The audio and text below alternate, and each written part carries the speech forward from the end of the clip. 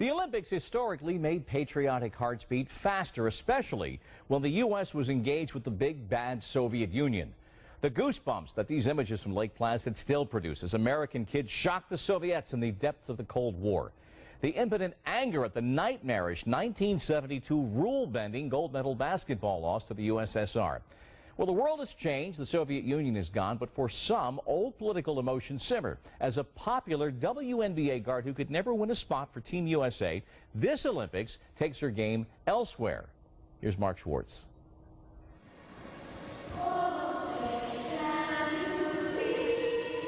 She's the American dream in gym shorts and a ponytail.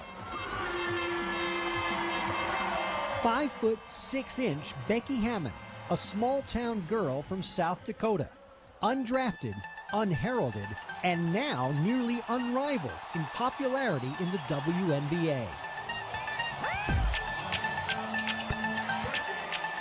Her image is impeccable. I mean, she's the consummate All-American girl. Hall of Famer Nancy Lieberman calls Hammon the WNBA's version of Steve Nash. But she says she's never been on the short list of candidates for the U.S. Olympic team. When their list of 23 players came out, we're talking about 23 players, and I was not on that, that's a pretty strong statement that we're not considering you. It's unfathomable to me that that would happen. How can you not? She's earned the right to be on the stinking list.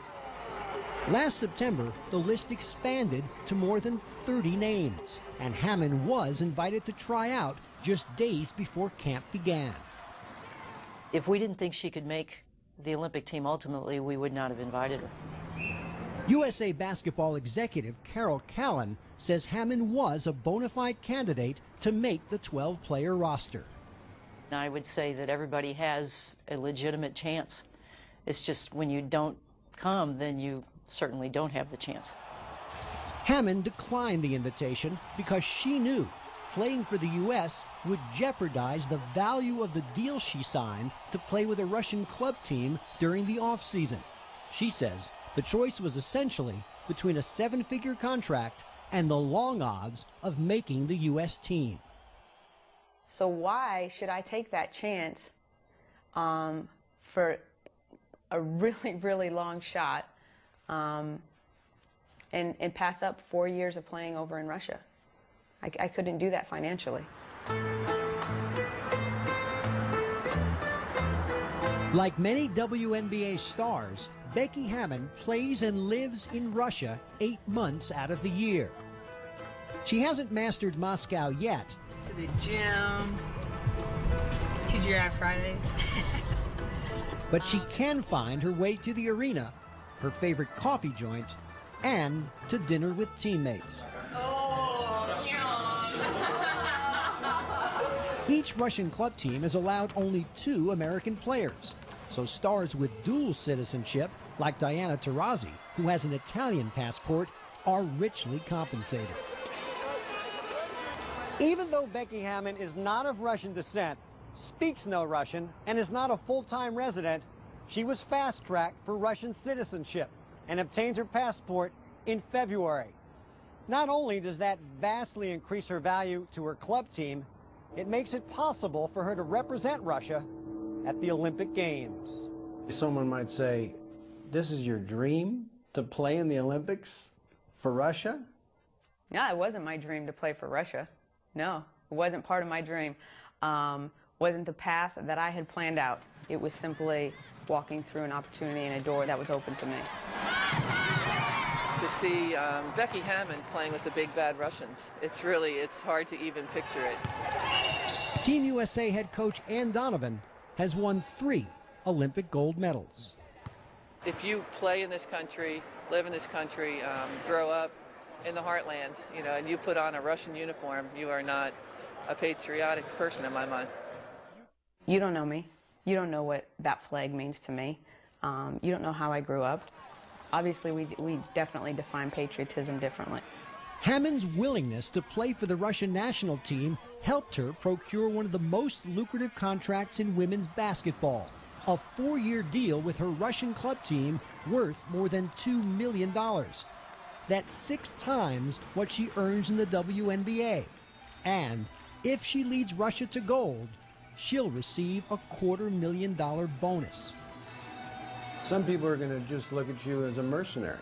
You're just doing it because you can make 7 figures. That's what we work for. We work to make money. This is my occupation. This is my job. This is my livelihood. If you just had to choose between sitting out the Olympics and playing for Russia for no money, would you have done it?